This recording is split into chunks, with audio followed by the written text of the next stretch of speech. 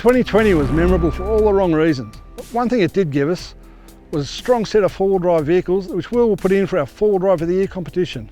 As always, we like to pile the best of them and bring them out to some amazing locations to see which one is the best overall. Let's take a look at our top 5 for 2020.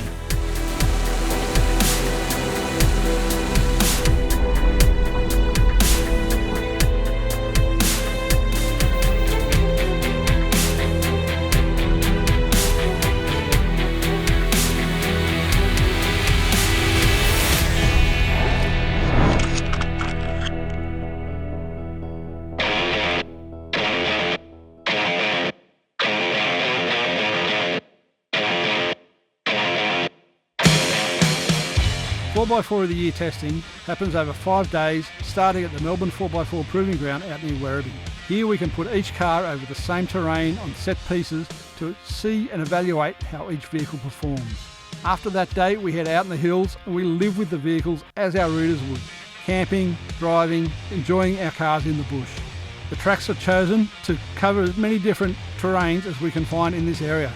For this year, we're in the Victorian High Country, so there's steep, rocky stuff, loose, shaly tracks, big mounds that tested the clearance of the vehicles, river crossings, lots of dust. So let's see how they all fared.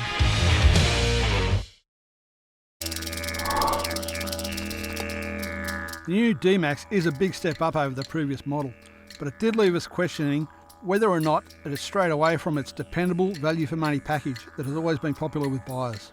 Ronnie Moon even said, "The D-Max is a solid, reliable ute, but it does seem expensive with all these accessories added." And that pretty much summed up all the opinions of our judges.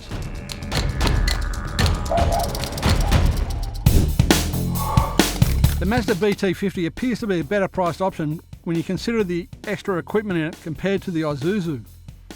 It is only one spec above the D-Max. We did have a problem with the Mazda BT50 that on day 3 it wouldn't start in the morning. This was traced back to the electronic key not recognising into the ECU, so it wouldn't fire up. We tried all the usual things, we called Mazda, wouldn't start, had to be towed away, so that was the end of it. Even though it failed to proceed on day 3 of the test, all our drivers rated it better value for money and better price among its competitors in the dual cab ute market.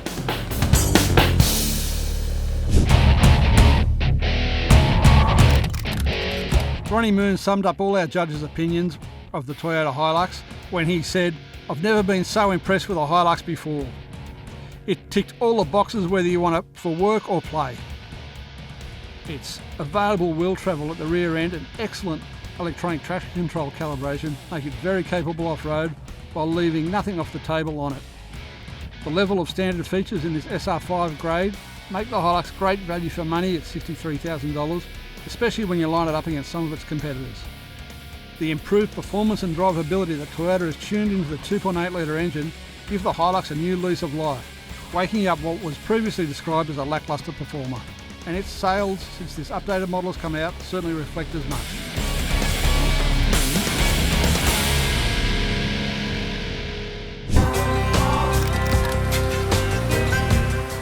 Throughout the week of testing, it was obvious that each of our drivers loved getting behind the wheel of the Gladiator off-road, but they all complained about the cramped space in the driver's footwell, as well as some other ergonomic grievances.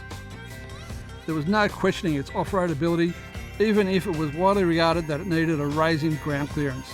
The $80,000 price tag and the lack of a diesel engine variant were also cause for concern for an Australian marketplace.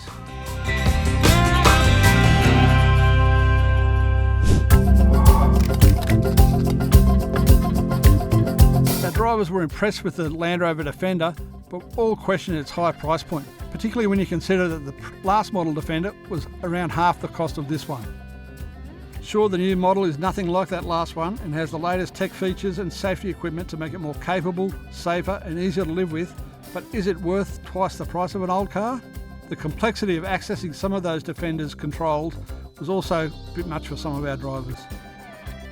All agreed that the Defender was very capable and nice to drive no matter the terrain or the road surface.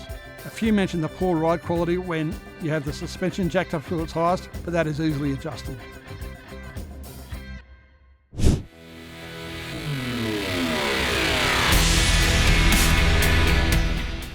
At the end of a week of testing, The cars are judged against 5 criteria, not against each other. The judges score them and nothing else comes into it. It's purely numbers.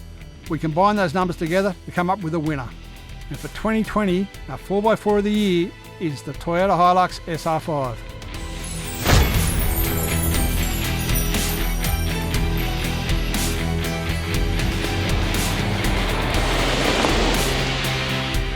The HILUX didn't put a foot wrong all week, simply getting on with the job at hand as any working ute should. The Toyota HILUX SR5 wasn't the highest scorer in any of the 4x4 of the year criteria, but it scored consistently across the group to give it a win. When you add in that on our test it recorded the lowest average fuel consumption, it makes the value for money package look even better. Toyota has certainly listened to the market and made the changes needed to make the HILUX great again.